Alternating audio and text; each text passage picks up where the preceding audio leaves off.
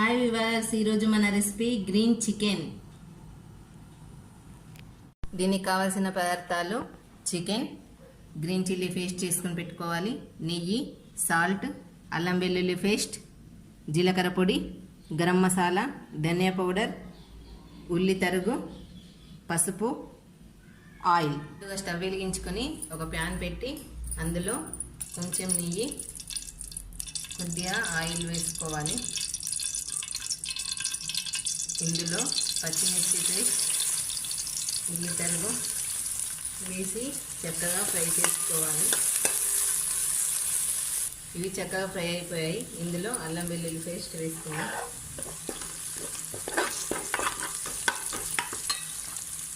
పసుపు వేసుకొని చక్కగా ఫ్రై చేసుకోవాలి.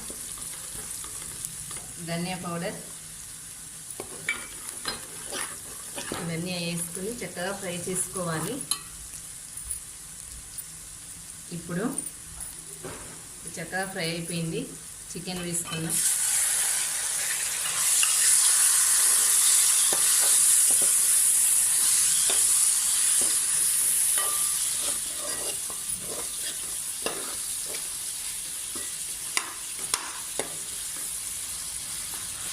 ఇప్పుడు తగినంత సాల్ట్,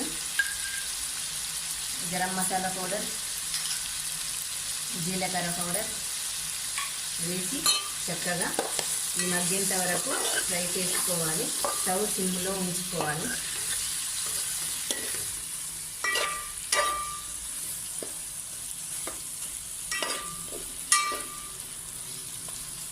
చక్కగా ఫ్రై అయిపోయింది.